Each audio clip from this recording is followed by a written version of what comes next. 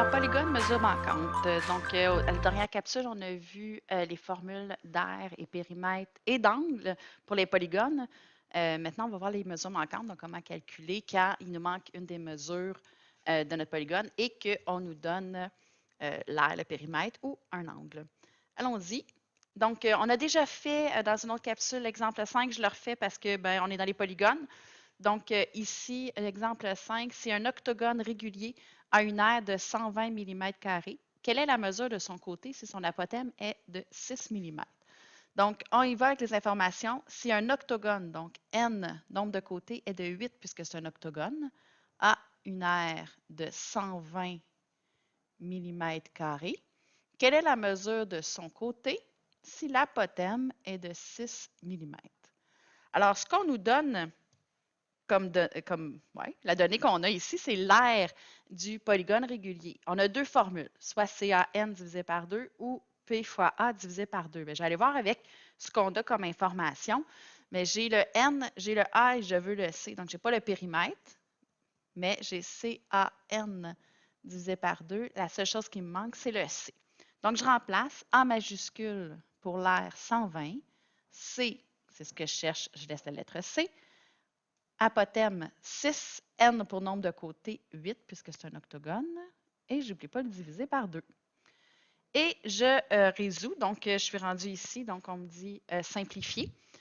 120 à gauche, je ne peux pas simplifier, mais à droite, 6 fois 8, 48, divisé par 2, 24. Donc, il reste 24C à droite.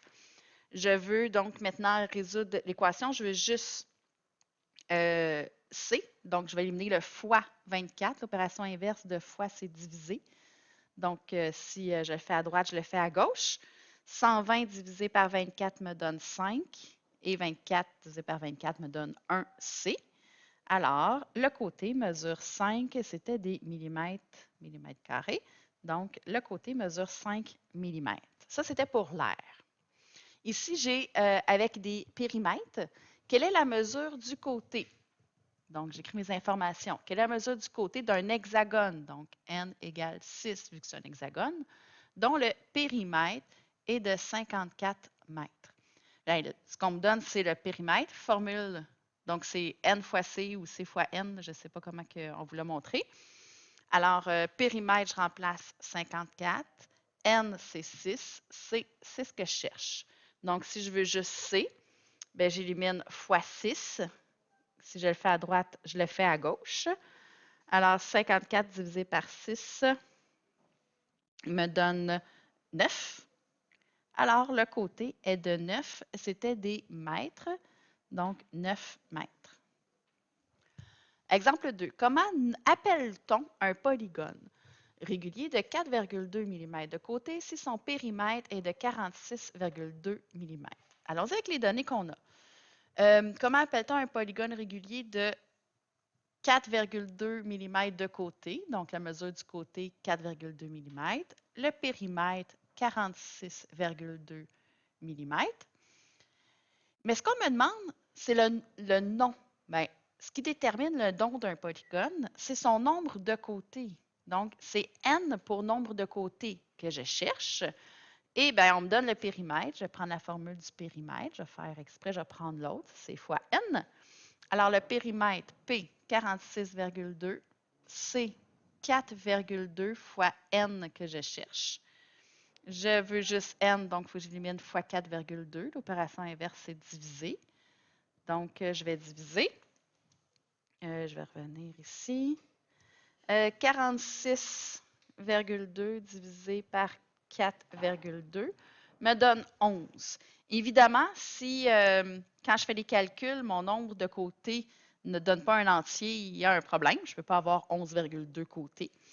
Et la question, c'est quel est le nom? Donc, il faut que je retrouve le nom d'un polygone à 11 côtés. Donc, c'est plus de 10, ça finit par décagone. C'est un endécagone pour 11 côtés. Je reviens à la page 119, là, cette année des notes de cours, quand on a les angles. Donc, on vous donne les angles d'un polygone et on va vous demander pas mal toujours, la seule chose qu'on peut vous demander, c'est le nom du polygone. Trouver le nombre de côtés. Évidemment, ça se peut que dans une situation problème, vous ayez besoin de trouver le nombre de côtés pour faire d'autres calculs. Ça se peut que ça soit pour trouver autre chose. Donc, allons-y avec les informations qu'on a. La mesure d'un angle extérieur d'un polygone régulier est de 45 degrés.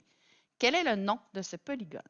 Donc, la mesure de l'angle extérieur du polygone est de 45 degrés. Quel est le nom? Donc, n pour nombre de côtés. Bien, j'écris la formule. Bien, la formule pour ce qu'on me donne. Ce qu'on me donne, c'est la mesure de l'angle extérieur. Donc, mesure de l'angle extérieur. Est-ce que c'est la somme ou un seul? C'est un angle. Donc, 360 divisé par n. Je vais remplacer ce que je connais. Bien, je connais une seule chose. C'est la mesure de l'angle extérieur. 45 est égal à 360 sur n. Je vais juste le réécrire pour dessiner dessus. Et là, je dois simplifier, je dois résoudre. Souvent, on se met à paniquer quand le n est en bas. Bien, notre outil, quand le n est en bas, un, ne pas paniquer.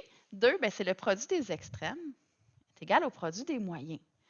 Ici, vous allez me dire, bien, 45, il n'y a pas de dénominateur. Bien, c'est sous-entendu que c'est sur 1. Si vous avez besoin de l'écrire, vous pouvez l'écrire. Donc, produit des extrêmes en bleu, 45 fois n égale à 1 fois 360. Bien, je vais écrire juste 360. Et là, j'ai plus de n en bas. Je peux me mettre à respirer tranquille. Si je veux trouver la valeur de n, il faut que j'élimine le 45. L'opération de 45 et n, c'est fois. Alors, l'inverse de la multiplication, c'est la division. Alors, je vais diviser par 45 pour trouver un seul n. Si je le fais à gauche, je le fais à droite. Je vais prendre ma calculatrice. On va essayer de le voir. 360 divisé par 45 me donne 8. Alors, 45 divisé par 45, ça donne n. 360 divisé par 45 me donne 8. Donc, 8 est le nombre de côtés. La question était bien, quel est le nom de ce polygone? Bien, un polygone qui a 8 côtés, c'est un octogone. On en a 3 autres ici et c'est simplement avec d'autres formules, mais le principe va toujours rester le même. Quel est le nom du polygone? Donc, pour trouver le nom, c'est le nombre de côtés que j'ai besoin, dont la somme des mesures des angles intérieurs du polygone est de 900 degrés. Donc, cette fois-ci, c'est la somme qu'on nous donne. Vous pouvez écrire le mot somme ou le symbole. La somme des mesures des angles intérieurs est égale à 900 degrés. Excusez, je vais l'écrire, ça. Je viens de l'écrire. Donc, la formule, c'est 180 fois n moins 2. Mais je ne divise pas par n parce que cette fois-ci, c'est juste la somme. Donc, c'est tout. Et là, je remplace. La somme est de 900. De l'autre côté, j'ai ma formule. 180 fois n moins 2. Et le seul inconnu, c'est n. Et c'est justement ce que je cherche. Alors, je vais résoudre. Pour résoudre, il faut simplifier en premier. Donc, à gauche, j'ai 900. À droite, j'ai 180 qui multiplie chaque terme de la parenthèse. Donc, 180 fois n, 180n, et 180 fois moins 2, moins 360. Je ne peux pas mettre ensemble mon 180n moins 360, donc je vais éliminer le 180 et le moins 360. Donc, je suis dans la résolution d'équation. Je vais commencer à l'envers de PEMDAS. Donc, pour éliminer le moins 360, vu que je fais l'envers de PEMDAS, je vais faire plus 360. Si je le fais à droite, je le fais à gauche. Alors, à gauche, ça va me faire 1260 égale à 180n. Ici, ça s'annule.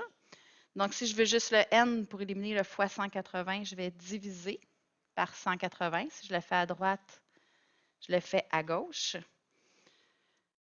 Alors, je me retrouve avec 1260 divisé par 180, ce qui me donne 7. Alors, 7 égale à n, puisque ça s'annule.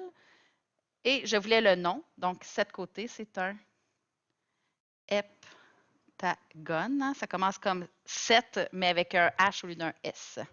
Heptagone. Et notre dernier exemple, la mesure d'un angle intérieur d'un polygone régulier de 144 degrés. Comment se nomme ce polygone? Donc, mesure d'un angle intérieur, c'est égal à 144 degrés. Comment se nomme? Donc, ce que j'ai besoin, c'est le nombre de côtés. La formule, mesure d'un angle intérieur, c'est 180 fois n-2 et je divise par n. Faites attention, pas diviser par 2.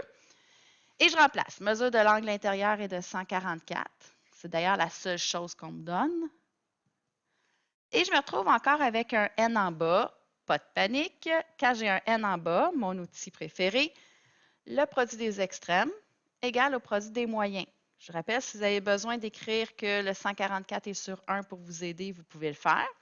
Donc, en jaune, le produit des extrêmes, 144 fois n égale à 1 fois 180 fois n-2. Le fois 1, je ne l'écris pas. Et je vais résoudre. Alors, je peux réduire, pas à gauche, 144 fois n. Ici, mon 180 multiplie chaque terme à l'intérieur, donc 180 fois n, 180 n, 180 fois moins 2, moins 360.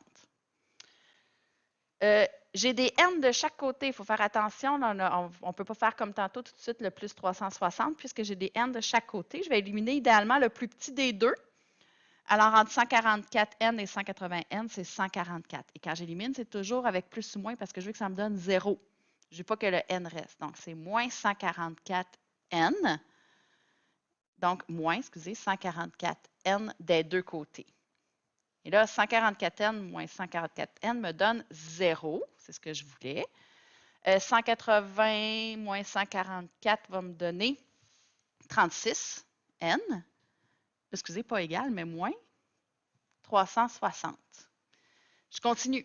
Je veux juste n, donc j'élimine le 36 et le moins 360. Donc, je fais l'opération inverse dans l'ordre inverse de PEMDAS. Donc, plus 360. Ce que je fais à droite, je le fais à gauche. Donc, 0 plus 360, bien, à gauche, j'ai 360. À droite, il me reste 36n, puisqu'ici, ça s'annule. Et je vais éliminer fois 36. L'opération inverse de fois, c'est diviser. Donc, si je divise par 36 à droite, je vais diviser par 36 à gauche. Et 360 divisé par 36 me donne 10. Ici, ça me donne un n. Donc, n vaut 10. Et on me demandait quel est le nom de ce polygone. Bien, 10 côtés, c'est un décagone régulier. Alors, il faut connaître nos formules. Et ce qu'on fait, c'est qu'on remplace. Il y a toujours, dans le fond, juste le n à trouver. Et quand le n est en bas, il ne faut pas paniquer. La meilleure façon de le ramener en haut, c'est en faisant le produit des extrêmes égal au produit des moyens.